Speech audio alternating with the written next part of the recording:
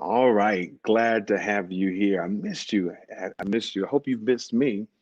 And so, whether you're joining us from YouTube or from Facebook, just go ahead and comment. Just let us know where you're from. If you're glad to be back online with us tonight, just go ahead and give us a thumbs up, and we'll get started here momentarily. I just want to see where everybody's from. Really glad, really glad to see everybody on tonight. All right.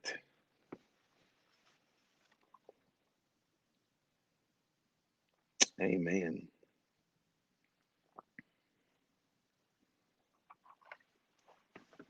You notice it's just a little different tonight. A little different. We're trying something new tonight in a different place.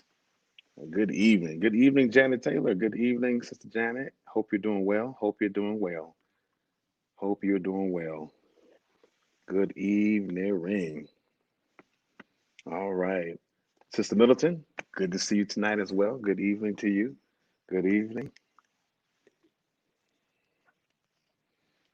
Sister Gloria and Vince, good to see you. Good to see you online tonight. I hope and pray that you're doing well.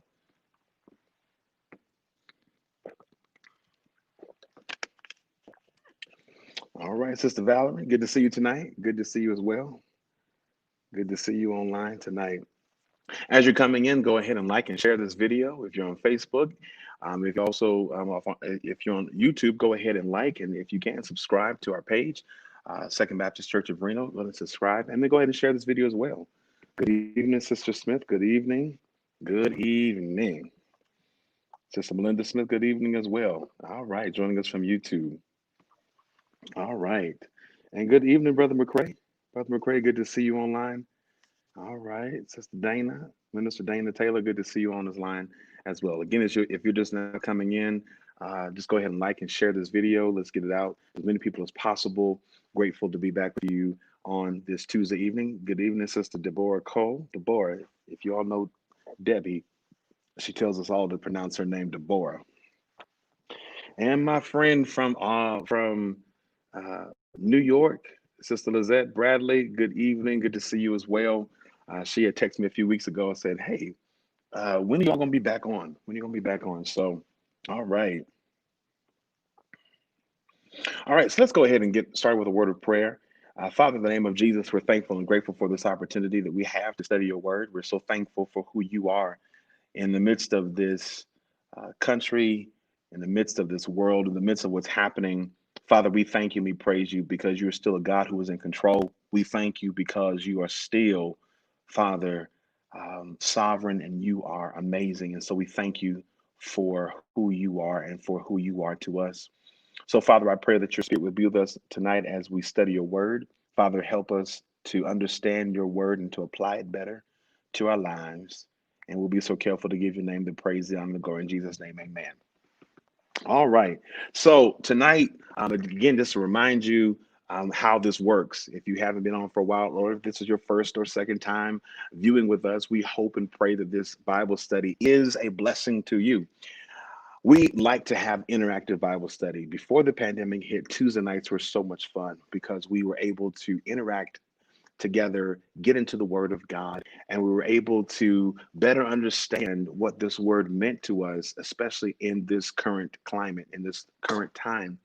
And so, what we always encourage you to do is if you don't watch live on Sunday or you don't watch on Sunday, between Sunday and Tuesday night, go to our YouTube channel, Second Baptist Church of Reno, and look for the latest video.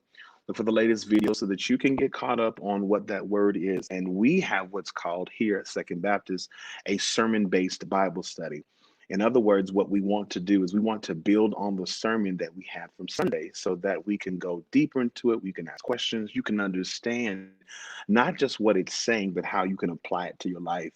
And that is what's most important. The word sounds good. It's great. It's wonderful. When I was growing up in church, church was one of my favorite things to do. Sunday mornings, I loved Sunday mornings. As a matter of fact, I'm not a morning person, but on Sunday morning, I had no problem getting up, and that's still the way it is. Even on Sunday mornings to this day, that's the one day of the week that I don't have a problem getting up. And there comes a time, though, when the word has to shift from being great sounding to being applicable. So Bible study allows us to have those interactive moments to where you're able to ask questions so that you can learn how to apply this word for your life so that you are made better for it. And so get those questions ready, type them into the live feed. And Minister Dean, who is running my deck tonight, he's going to be on the lookout. We're doing a different uh, setup on tonight, so I don't have the chance to see the comments on my screen as they are live. So Minister Dean will pop in and out, and he'll let me know what questions there are, and we'll go ahead and we'll answer those to the best of our ability. All right. So if this is your first or second time joining us, just type, hey, my first or second time. And Second Baptist family and friends that are on with us on a consistent basis, go ahead and say what's up to them. I would love to hug and greet you, high five, daps. If people are still doing daps, I would love to do that, but we can't do that right now since we're in this digital space. So, Second Baptist family and friends, go ahead and welcome our visitors. And let's get into this word from Sunday. What's going on? So, the past couple of weeks, we have been talking about this subject, what's going on, and we've come from Psalm 37, verses 1 through 11, and verse 25. So, Psalm 37, verses 1 through 11, and verse 25 in the English Standard Version. Now, I'm going to go ahead and read for you so that we can refresh ourselves with what it said. Fret not yourself because of evildoers, be not envious of wrongdoers, for they will soon fade like the grass and wither like the green herb. Trust in the Lord and do good. Dwell in the land and befriend faithfulness. Oh, that's some good stuff right there. Oh, my goodness. Dwell in the land and befriend faithfulness. Delight yourself in the Lord, and he will give you the desires of your heart. Commit your way to the Lord. Trust in him, and he will act. He will bring forth your righteousness as the light and your justice as the noonday. Be still before the Lord and wait patiently for him. Fret not yourself over the one who prospers in his way, over the man who carries out evil devices. Refrain from anger and forsake wrath. Fret not yourself, it tends only to evil. For the evildoers shall be cut off, but those who wait for the Lord shall inherit the land. In just a little while, the wicked will be no more. Though you look carefully at his place, he will not be there. But the meek shall inherit the land and delight themselves in abundant peace. I have been young, verse 25, and now am old, yet I have not seen the righteous forsaken or his children begging for bread.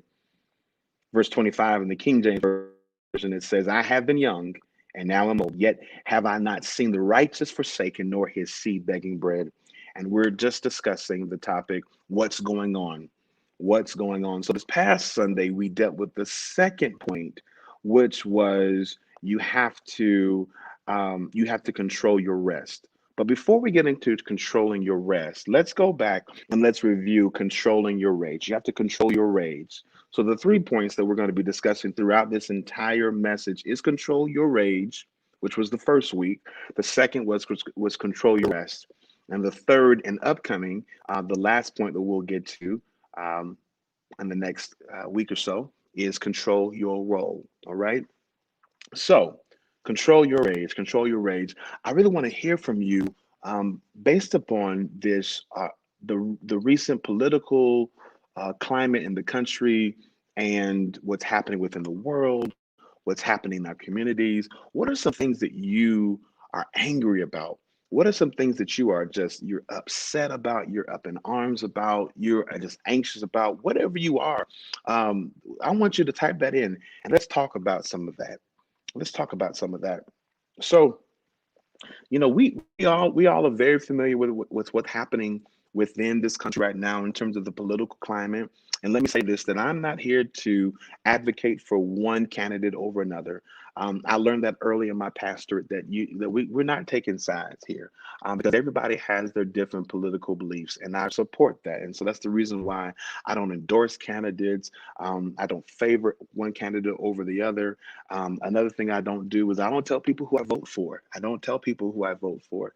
When I was growing up in my household, even my parents, I remember being a young child, and when it was time for voting in November, I can remember my parents coming back after after voting, coming home, and I would be asking, "Who did you vote for?" And they would say, "I'm not telling you. I'm not telling you. That's something private." Now, they would talk about the privilege of voting, and they instilled that in all of us, the privilege of voting, especially being African Americans, and the struggle that our ancestors and our forefathers went through, and the things that they had to actually endure and go through themselves. My father, being from the builder generation or the silent generation, saw a lot of that oppression. My mother, being a baby boomer, saw those things firsthand and could give us accounts of the racism that they would see and encounter. And some of the things that they said they saw, they endured, had to go through. They said at their young age, at that time, they did not necessarily know that it was racist or that it was inequalities, but they were saying that now, as they've gotten older, they can see that indeed there were these moments that they had to endure and that their families had to endure. So, you know, but they talked about the right to vote, and they instilled what a privilege that was and still is. And so we vote, but they always taught us, you don't tell people who you vote for. And I just, to this day, I just don't tell people who I vote for. And being a pastor, we had a situation happen here earlier where people talked about their political differences, and it just created some turmoil within the congregation. Thank God that we were able to deal with it in a manner that it didn't spill over into the congregation at large. But it was, very disheartening for me as a pastor, and we ended up seeing some differences come out. So that being said, I don't talk about endorsing specific candidates for that very, very reason. I believe everybody has a right to believe, however they choose to believe. But I will say that no matter who you voted for, you can't deny all of the division that we have going on within the country. Whether you whether you um, believe however you believe the source of that division, wherever you believe the source of that division has come from, you can't deny that there's division within the country. We are so divided right now in these United States of America, and I'm not so sure how united we are right now. But you can't deny that right now there's a whole bunch of division going on. And so within that, I wanted to be able to speak to that. And as I was speaking and praying about that, I'm asking God, how do we address this? So again, if you have some things that you're angry about, that you are just unsure about, type them in. I'd love to hear what those are. But as we get into this psalm, David is believed to be the writer. David is the writer of this psalm, Psalm 37. Fret not thyself because of evildoers. And so when we get into all of this, let me just kind of go back and recap. When we get back to understanding Psalm 37 is what we call a wisdom psalm. Now, um, I could get to these lyrics of Marvin Gaye, but let me dive into let me dive into the psalm. The psalm is a wisdom psalm, and so let me help explain what that means. So you have different literary forms within the Bible. So what's called you have what's called narrative. All right, so go ahead and somebody type narrative so that I know that you're getting it. So you have narrative. Narrative is basically you're just telling a story. That's what it is. So your narrative is you're just telling a story. When we talk about Exodus, the children of Israel coming out of bondage in Egypt, that's a narrative. Okay. Then you have what's called discourse. Okay. So you have what's called discourse, and discourse is basically kind of like instructions, you know, building on precept on top of precept. So you have discourse. Discourse is what you find in the New Testament with a lot of the epistles that Paul writes. That's really kind of discourse. And then you have a third that's called poetry. Okay, you have poetry. Okay, so you have poetry, and poetry, I like, as Dr. Ray Lubeck says, poetry is he talks about it in his book, Understanding How to Read the Bible. He talks about being able to he describes poetry as something that you recognize more than you define. The language is descriptive. Um, there are some thoughts that are implied that, but not necessarily described full out. What I love about poetry, he talks about, then he goes into his book and he talks about how you see poetry that's inserted within narrative and within discourse. And he describes that poetry is like, it's like the musical, it's like a song in a musical. Like, you know how you're watching this movie and all of a sudden everybody breaks out into music. And for me that's disturbing because everybody automatically knows the choreography, they automatically know all the lines, they know how to harmonize, all kind of stuff. But that's another story for another day. But he talks about how poetry is like that, inserted into scripture, into narrative you see poetry, and to discourse you see that poetry. And so it's descriptive language to describe an element of God. Okay, so we see that. So in the Psalms, the Psalms we know are that the Psalms are songs actually. So the Psalms um, are a form of that. So we see that. Okay, Psalm 37 it is poetry and it is wisdom. Okay, then you have different things. So you have your literary type, then you have your genres. And so this genre is wisdom. Okay. And so when you see wisdom, wisdom is typically it's a generalization. And so like Proverbs, the book of Proverbs is a book of wisdom, right? We know Proverbs talks about train up a child in the way he ought to go. When he's old, he won't depart from it, right? So you see that. That's a generalization. Wisdom says that generally, if you do these things, then generally this is the thing, this is the way the thing's going to turn out. Okay. And the other thing is that you have to also see is that as that what I love about this, and that's the reason why I read the verse 25 in this psalm is because David is telling us that he was once young, but now he's old, but he's never seen the righteous forsaken or his seed begging bread or his children begging bread. And what David is saying is he's not lived a long time. And based upon me living a long time, this is what I've seen. This is my wisdom that I have acquired. And this is now, I'm now passing this wisdom on to you all. Have you ever been in situations or been around people that are just wise because they just lived? They've lived, so they just become wise. I'm telling you that you gain wisdom. We hope we gain wisdom by getting up every morning and by putting one foot in front of the next, by just continuing to move on. That's what I love about wisdom literature. And so scholars say that there's so much wisdom locked up in Psalm 37 that this psalm actually could be included in Proverbs. That's how much wisdom is in this psalm. I love it.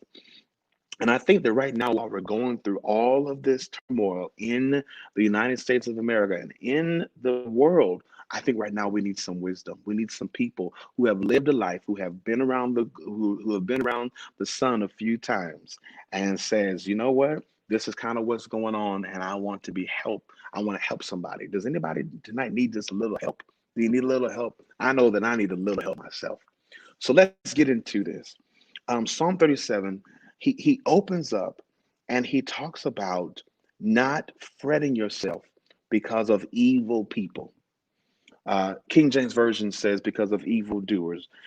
So let's go and talk about controlling your rage. So he opens up again and he tells the reader of this psalm. He says, "Don't fret because of evil people, or be envious of those who are doing wrong." And so what I need you to see is David's initial focus is not on the people that are doing wrong. His initial focus isn't even on God, it's on the individuals themselves.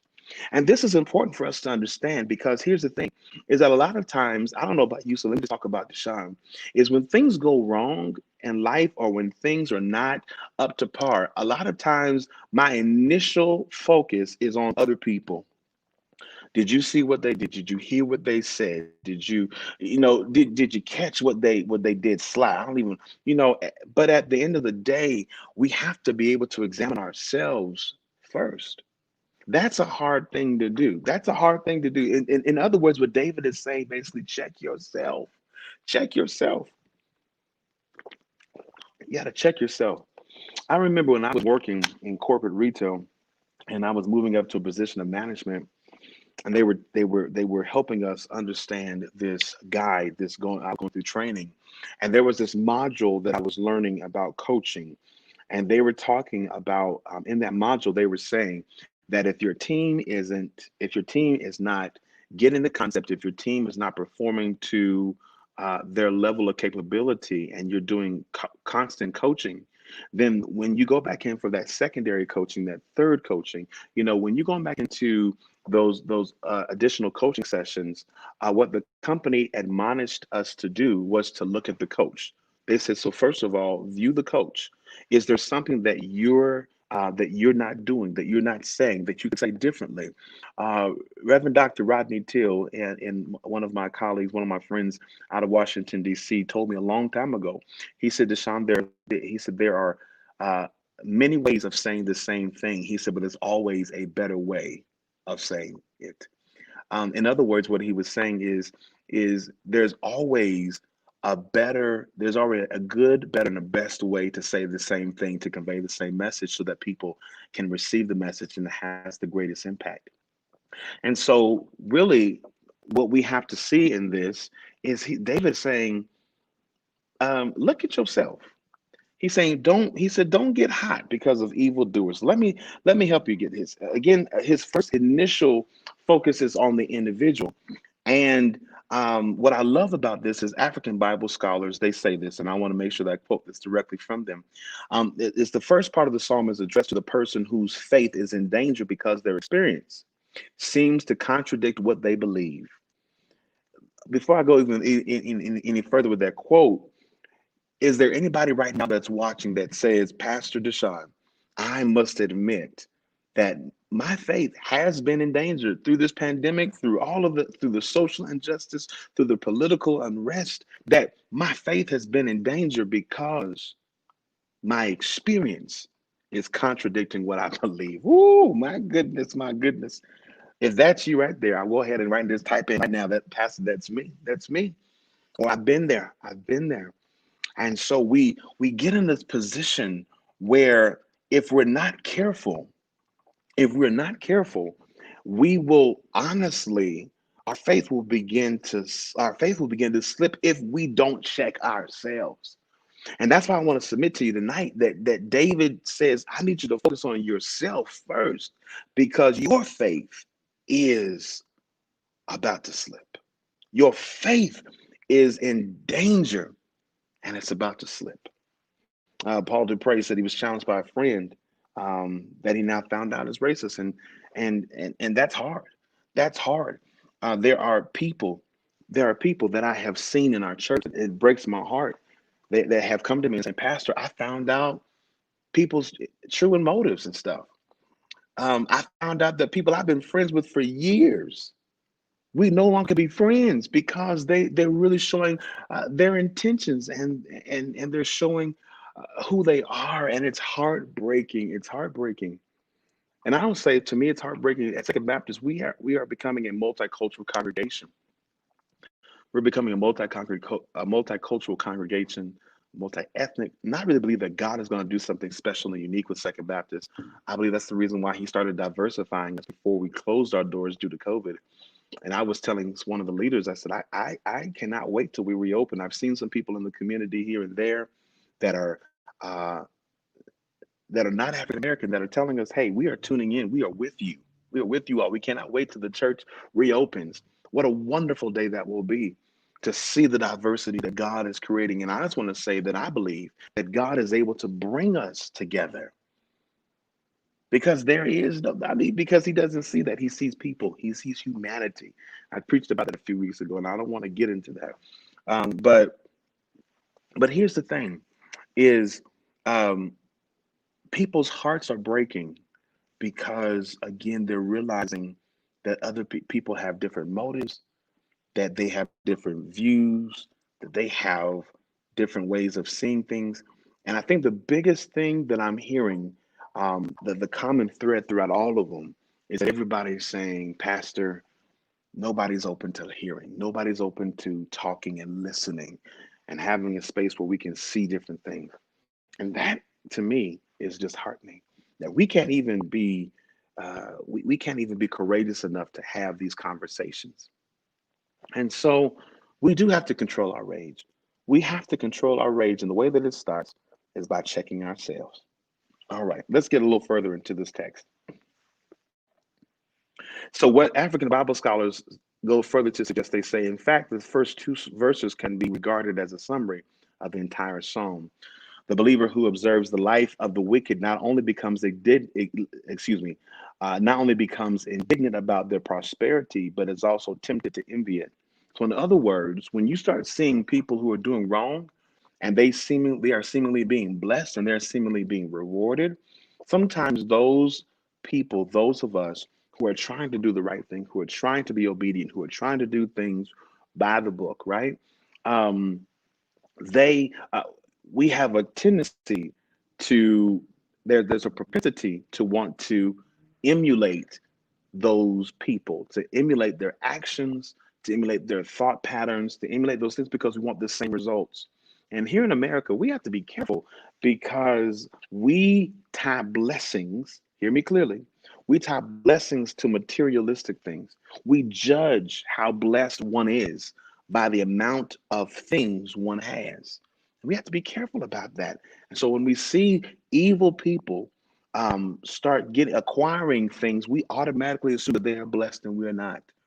But I'm telling you, there are people. I watch all these documentaries all the time, and there are people, these famous people, celebrities, stars, people that we try to be like, people that we try to emulate. They have all of the world. They have the cars, the houses, the money. They have everything, and yet they are tormented. What profiteth a man to gain the whole world and to let lose his soul? So we have to be careful about envying and being upset with these people because if we're not careful, we will find ourselves falling victim to try and copy their behaviors. So the question I want to ask is, what makes the people evil? That's a good question. Wouldn't you say that? What makes these people evil? Here's verse 12. Verse 12 of the text. The wicked plot against the godly, they snarl at them in defiance. Verse 14, the wicked draw their sword and string their bows to kill the poor and the oppressed, to slaughter those who do right. Verse 21, the wicked borrow and never repay. So, in other words, what David is saying, he said, this is what makes people evil. They are schemers, they are boldly disobedient, they form weapons to kill and oppress others, and they borrow and never repay. They are schemers, they are boldly disobedient, they form weapons, whether it's physical weapons, whether it's emotional weapons, whether it's mental weapons, whether it's financial weapons. They form weapons to kill and oppress others. Listen, and slaughter those who do right. So they don't want people doing right to succeed. They're going to kill you because why? Because they want to protect a lie. This is what makes the people evil according to this text. All right, we're still in the text. We're still in the text. Again, verse 12. The wicked plot against the godly. They are schemers. Verse 14. The wicked draw their swords and string their bows, and they're doing this so they are forming weapons, and they borrow and never repay. Now, let me say this because some people are like, Pastor, I borrowed some money and I hadn't repaid it. You might have had really good intentions. If you had good intentions of borrowing that money and repaying, and something happened, you know, things like that happen. Now, be a person of integrity. Go to that person and tell them what happened. If you can repay it, great, repay it. If you can't repay it, just have a conversation with that person. But here's what we're talking about. Here's what I believe David is saying: is what makes people wicked is not just their actions, but it's the motive behind their actions. Oh my goodness, that's good to me. What makes people wicked, what makes people evil, is not just their actions, but it's the motive behind their actions. And so what we have to be careful about, and here's the reason why he says, go ahead, and he says, fret not thyself because of evildoers, neither be envious of the workers of those who do bad. Here's the reason why: it's because if you don't guard yourself, you'll start mimicking their actions, but you'll pick up their intentions. That one even on my notes, but that was good to somebody. Was that good to somebody? Somebody go ahead and just type in, that was good to me. You'll start mimicking. We will start mimicking. Let me throw myself into it because I'm not exempt from this. We will start. Listen to me. We will start uh, mimicking their actions, but will fall victim to their intentions because again, what makes them evil, what makes them wicked, are their intentions. Right, Dean? Do we have any questions that we need to address before I move on to the latter part? Do we Not have so any? much questions, but we have some great pain, sadly, but truthfully, and we have some observations that and let's see. Dana's been so well.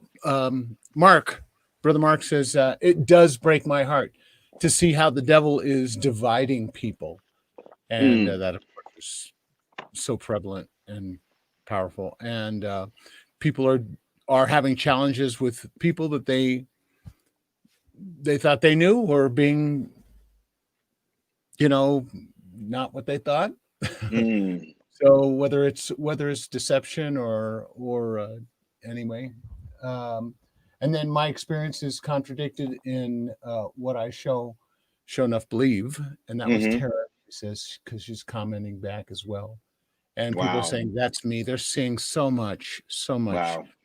Wow. Yep. Wow.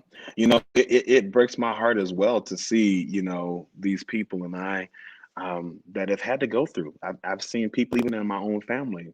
So they had to unfriend people on Facebook. I haven't had to get to that point. But I will say that I know that it's disheartening. But I really believe that God is going to use Second Baptist. I don't know how he's going to use this, but I believe that God is going to use Second Baptist to really start bringing some healing to this community and hopefully to this country. I'm beginning to see the plan of God unfold, and I don't see it all. I don't see it all, but I'm beginning to see it unfold, and I'm grateful to be a part of that plan. My goodness, oh, this is good stuff. Oh, okay. Let's continue on. Let's continue on, and thank you so much for those of you that have been commenting. Continue to comment, so that we can go deeper. And again, the focus of this study is not just to have, not just to have good rhetoric, not just to listen to good rhetoric, but most importantly to see how this is still relevant to us in 2021 and how we can apply this to our lives so that we can be made better for it. All right. Um, so let me kind of go back and let me go back and address, the being blessed. I was talking to Doctor Robert Manaway Sr., one of my fathers in the gospel, and he was telling me, he said, DeSean, um, he calls me pastor when we're in the serious dialogue. But he's like, Pastor, um, people are calling things blessed and not blessed. That's basically what he's saying. And we have to be careful with that. We have to be careful with that, you all, because again, because we are so materialistic driven in this modern day society, we automatically equate materialistic things to blessings. But I want to tell you, I mean, what good is it having a 5 or 6 or 7 bedroom house and you don't have any peace in that house? You can't go to one room in that house and have any peace. What good is it having the cars and all that kind of stuff when you don't have any joy? What good is it having uh, the the the the quote unquote perfect life, but you have the clothes that you have, the spouse that that you like, you have the 2.5 children. You have this facade, but you don't have the fulfillment of Christ in your life.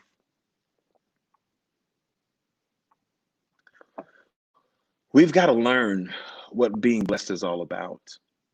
And perhaps, maybe God is using this pandemic to show us what true blessings are. Ah, and so let me just close this portion by saying this: that if the things that the people have been acquired through disobedience, through oppression, through results of scheming people, through unresolved debt, those are not blessings, you all. Those are consequences to actions. Let me just say that. Those are consequences to actions. And so, what I wanted to tell you is that, yeah, um, people can get over on people until they get caught. They're being blessed, and well, they're not being blessed. What that is basically they are receiving the direct results. of those schemes. And those schemes on the front end seem profitable. They seem very profitable, and they will make those of us that know backstories and all this kind of stuff become envious and become heated. Now, what you have to understand about fret and envious in the Hebrew, the root word of those two words in Hebrew, really, the root word is hot or heated. So, what the psalmist, what David is telling is, don't become heated. And what he's not saying is this is that these situations will make you heated. So he's not saying like you won't get there, but he's saying control it because it will cause you to act out in the way that's not godly. And we have to still be godly. The Bible says be angry and sin not. It didn't say don't get angry, just don't sin. So it said control your rage. What I want to point out to you is that the author does never say he never says that prosperity is wrong. So I don't want you to get in your mind that prosperity is wrong. Oh my goodness, that everything that is prosperity, we have to discount it. Not saying that. What he's saying is that we have to examine the way which we go about obtaining that prosperity. I don't think there's anything wrong with having a nice house, having nice clothes, having cars that are nice. There's nothing wrong with it. There's nothing wrong with having money in the bank. There's nothing wrong with any of that. What I am saying is that it's wrong when we obtain them by dishonest means, by dishonest gain. That's not the way of God. That is not the way of God. Yep. Minister Taylor says some people equate blessings to consequences and their actions, but God Mm, will never bless you in a way that contradicts his word. mm. And that's important. That goes actually back to what Pastor Manaway said. Dr. Manaway said. He said that that we call blessings blessings, but when we look at how we obtain the blessing, it's not even scriptural. It's not Yep. even biblical. We have to be careful about, and that's important. We have to line up. We have to line the blessings with the Word of God. Great insight. Great insight. Is there any other insight, Mr. Dean? Yeah, Paul says, "Search me, God, and know that my troubled heart. Test me and know that I am anxious in my anxious thoughts. See if there's any in any way offensive in me. Excuse me, and lead me the way of everlasting life." And that's from Psalms Mm, 139, 23 through 24, and it speaks to the ability to control your rage because you acknowledge who gives us mm. all of this opportunity and challenge to overcome, and I just love it. Brilliant. Oh, that's good. That's good. Actually, that was a great segue, Minister Dean, because let's get into point number two, which is control your rest. So control your rest, because I like what Paul says there. Paul Dupre talked about focusing on God. So let's get into point number two, which is what I preached about on Sunday. Control your rest. Verse 7: Be still before the Lord and wait patiently for him.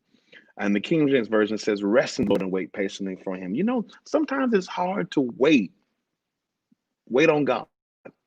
But not only is it hard to wait on him, but the psalmist says, not only wait on him, but wait patiently on him. He tells you how to wait on God. Wait patiently for him. Oh my goodness. Is there anybody out there right now that is struggling with your patience? Just struggling. God, help me to be more patient. If that's you, just say, God, help me to be more patient. Help me to be more patient. Amen. And I need to pray that. That's my prayer right now. God, help me to be more patient. There's some things that I know God has in store for me, and I have a tendency to want to hurry them up, especially when I find out what they are. It's like getting insight on a Christmas present that you asked for, and you happen to come across it in the closet that you probably had no business being in. Uh, but you see the present and it hasn't been wrapped yet, and then you're just anticipating for the day that it's coming, and that's kind of how sometimes God does with us, and that's why I'm so grateful. God doesn't show us everything. He shows us enough to continue on, but waiting patiently on God, especially in a time when people are doing wrong and seemingly being blessed, or let me change that language, or seemingly advancing forward, and that seems unfair.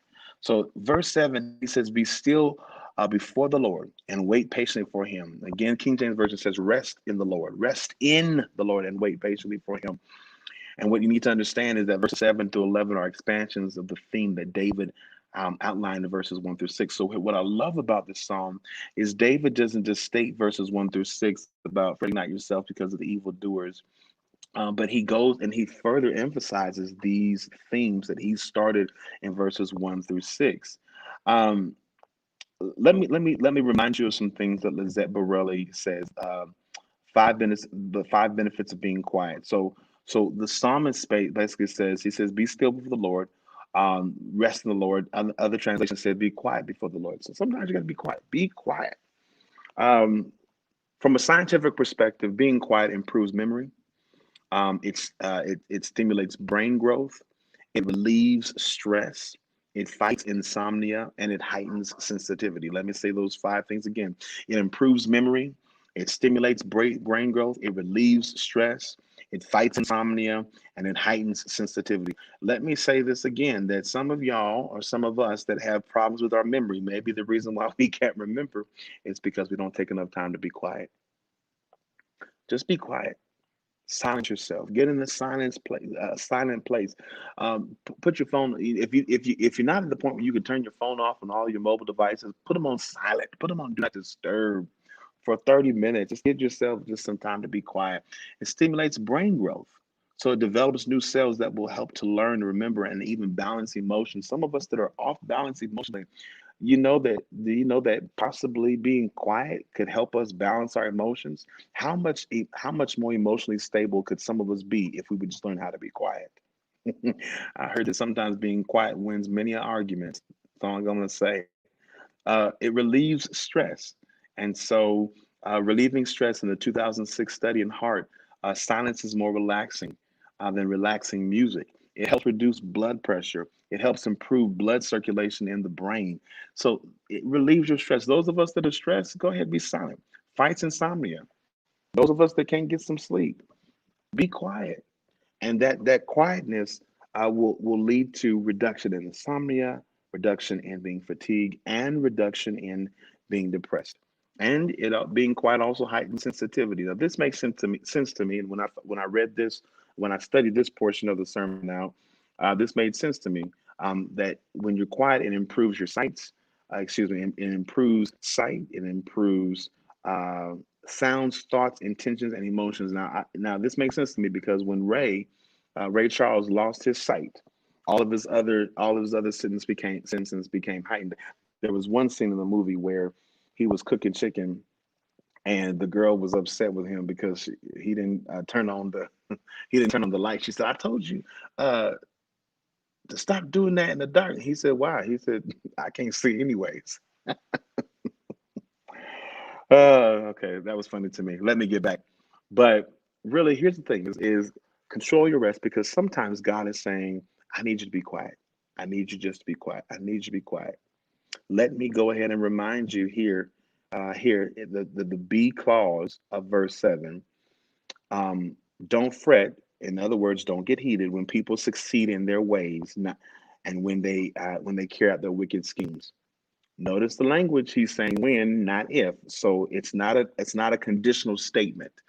It is an absolute. These things are going to happen. They're going to happen. People are going to succeed in their schemes, in their dishonesty, in their plots, in their oppression. They're going to succeed. And he says, don't get heated when this happens. I'm letting you know that it is going to happen. It's going to happen. And so, what we have to understand is David, through his wisdom, through just living day by day, week by week, month by month, year by year, decade by decade, what he's saying is, I've seen this happen over and over again. So, what I need to help prepare you all is I need to help prepare you all for the inevitability that is bound to happen. These things are inevitable. All right. There's some good comments here, and everybody obviously is praying, Lord, please help me be more patient, and they're just longing for Mm, this kind of way. But Tara says this, and I think this is really beautiful and brilliant and apropos. mm, This is good, Pastor. A whole new way to look at weight control, controlling mm. my rest, weight control. I love that. I love that. Weight control. Now Hmm. I can't see what's the last name on that. Trass, Trass. Track. Uh-huh. I thought that I Tara. said that's Tara Trask. That's my sister from New Antioch. Yes. I, Hmm. she's extremely clever. She's extremely clever in that regard. Weight control. Okay, Tara, you've really given me something to think about. Weight control. Woo! And Renell Um, says problem sleeping for sure. Too much stimulation when I'm not quiet, mm, and that is mm. so true. So true. And here's the thing about, that's a good point that you brought up. Too much stimulation when you're not quiet. And here's the thing is that there can be too much stimulation even when you're quiet. Mm, Because, let's think about this. For me to go to sleep, I have to have the TV on. If I don't have the TV on, it's too quiet.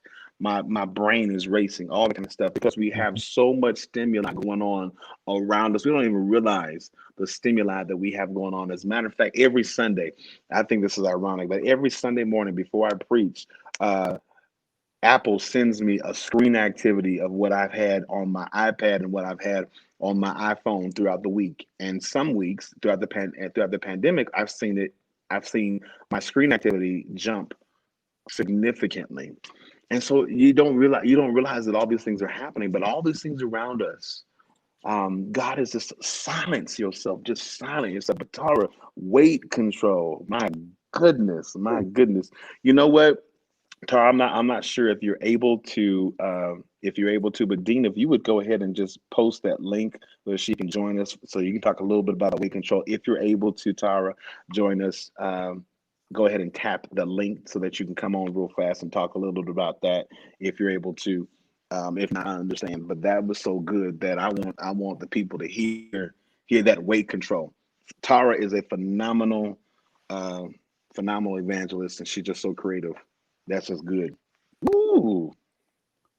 Mm, Yeah, mm, mm. and here's what she says. Let me put it up on the screen as well.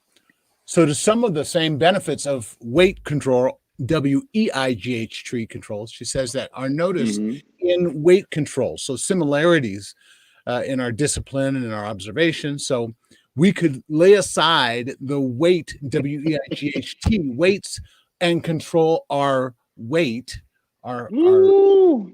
if we controlled our WAIT, our weight, and our Ooh. rest. Oh yes, the stimulation. Ooh. This is good. This is good. Ooh, this is good. This is good to me. Oh my goodness. This is so good. Um, yeah, the weight, the WEIGHT can Mhm. be controlled if we learn how to WAIT. Ooh, that's some good. And then wait patiently. Mm. We have to wait patiently on the Lord. Oh my goodness, wait. Here's a good one. Here's a one. Paul says, "Wait, WAIT. Why am I talking?" All right. Oh, that's good. That's good. I know that somebody that was giving me some coaching. That's a great acronym. Why am I talking? That's good. That's good. You know what? That it got me thinking. What does patient mean? And as I looked this up, because patiently is an adverb, so it's really describing, what you need to do with describing the verb, that type of action you take with the verb.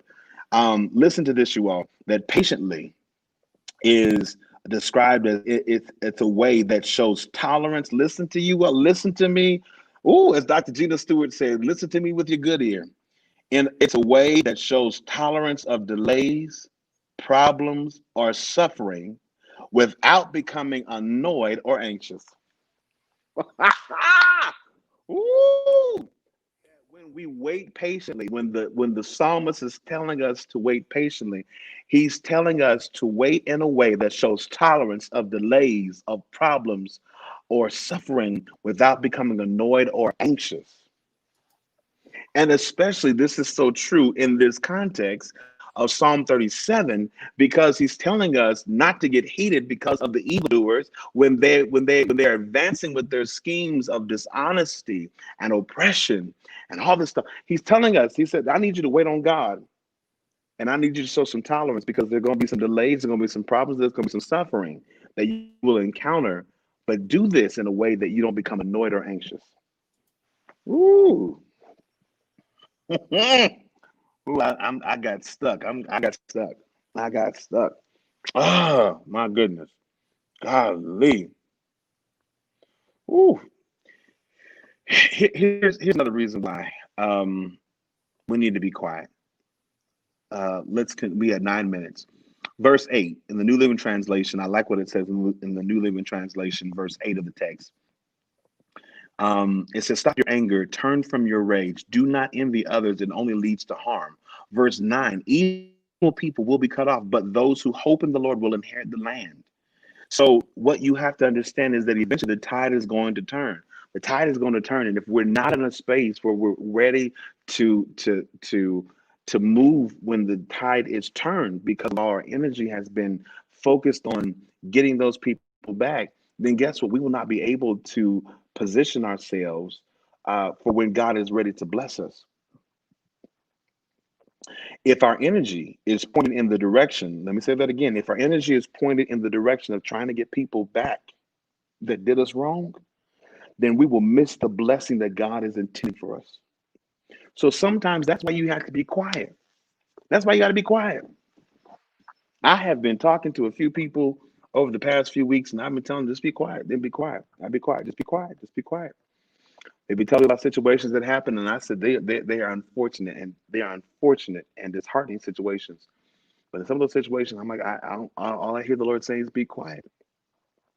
Even in some of my own situations, be quiet. And that's frustrating. It is frustrating because you want to say what you want to say, especially if you know you're right. That's the other thing. You know you're right, but we have to be quiet. So we have to control our rage. We have to control our rest. We have to be quiet so that God can do what He needs to do. Um, and so, hold on. All right. Let me go ahead and end on this. Let me go ahead and end on this because this was just good. This was just good to me.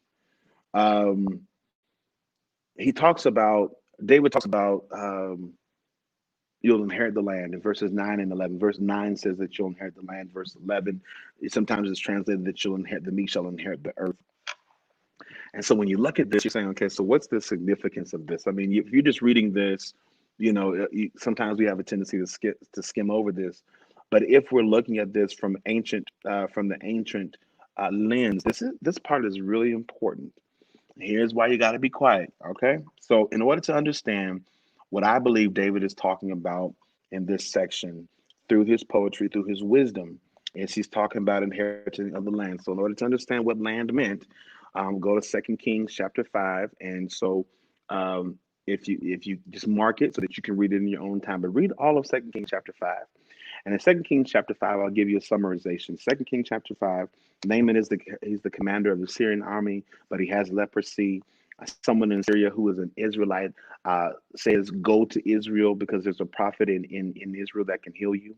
Naaman brings all of his money and his clothing as a gift to the king of Israel.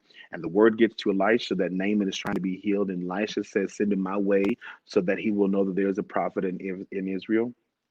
Naaman travels to Israel. Naaman travels and meets with Elisha. And Elisha sends out his servant to tell Naaman to go and wash in the Jordan 7 times and he would be clean. Now, notice in the text, Elisha never comes out himself. He just sends one of his servants. And so Naaman was offended. And Naaman's servants that traveled with him said that if it was something great that the prophet would have had you do, you would have had no problem doing it. And that's a sermon with it. That's a point in all by itself, because a lot of times when people ask us to do something great that brings a lot of notoriety or a lot of fanfare, a lot of attention to us, then we have no problem doing that. But sometimes they ask what God's asking us to do in order to be healed, in order to be cleansed, is sometimes it's not the greatest thing in the world. And let me help you understand. Part of the reason why Naaman is offended is not only that it may have been that he was offended that that he traveled all this way, and Elisha didn't even come out to meet him. Elisha sent somebody to talk to him. But here's another reason why I want to suggest that Naaman was offended is because the Jordan is one of the dirtiest rivers in that region. It's nasty. It's not clean. So you have to go dip in the muddy Jordan River. And so again, his officers put him in check and said, if it was something great, you would have done it. So he gets checked. Naaman goes down. He washes 7 times. He comes up clean. He offers money to Elisha. And the clothing that he brought, and Elisha said, I'm not going to accept it. God told me he's going to do. And so Naaman says, if you won't accept it, then go ahead and let me take some dirt so that when I get home, I'll be worshiping on the dirt of the God of Israel.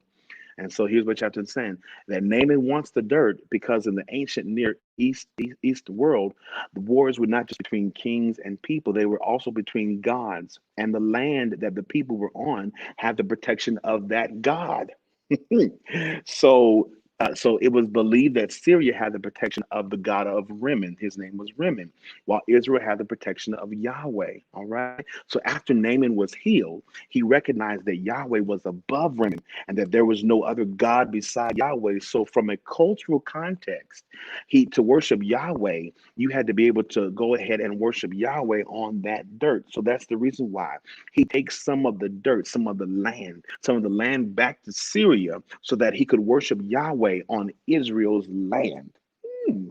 In other words, they culturally believed that the land was a blessing because it had the presence of Yahweh, it had the provision of Yahweh, it had the providence of Yahweh. So, in other words, when David is saying is that when you inherit the land, you inherit the God of the land, you inherit the provision of the God of the land, you inherit the presence of the God of the land, you inherit the providence of the God of the land. In other words, you inherit the land, but you inherit God as well. Ah, woo! And because God is God of the land, you have the protection, the provision, and the presence of this most holy and wonderful God. Ah, woo! Well, I hope you've enjoyed your time with tonight. I hope you enjoyed this Bible study. Thanks for tuning in, for logging on. Just a few things, and then we'll be out your way. Want to say thank you so much for a wonderful 2020 in terms of financial giving. We just received our financial report, and we were actually up in our giving. So thank you so much for those of you that continue to support us through our financial giving. Those of you tonight that would like to say, Pastor DeSean, how can I be a blessing? How can I give into this ministry so that the work of Christ can still be done in and through Second Baptist Church? I'm glad that you asked. There's multiple ways of giving. One, you can drop it off here at the church or mail it in to 1265 Montello Street, Reno, Nevada 89512. You can also go to our website, www.secondbaptistreno.org, and click donate. You can also go ahead and text it in and text to the number 77977 in all capitals SBC Reno Give to the number 77977. Again, in all capitals, SBC Reno Give to the number 77977. If you haven't downloaded our app, go ahead to that same number, to 77977, do SBC Reno app, and you can go ahead and download our app and be connected to us. I want to say thank you so much for joining us tonight. I have missed you all terribly. I hope you all are doing wonderful, and continue to keep us in prayer. We're going to continue asking and praying for insight as to how we can continue to impact this community, the congregation, and also this world for Christ. Just some things you need to be keep on the horizon is this year's our 75th year anniversary. We have been in existence in October. Have been in existence 75 years in this community. So there's going to be some wonderful things that we have coming up to commemorate our 75th year in ministry here at Second Baptist. I hope that you all had a wonderful and safe MLK weekend, holiday weekend. Continue to be safe, continue to remain socially distant, make wise decisions to be safe. All right, and we will see you live on Sunday on YouTube, live at 9 a.m. We have a special treat for you, so you want to tune in live at 9 on Sunday morning. We have a special treat for you, and we'll see you here on Sunday. All right, God bless you, God keep you, and we'll see you soon.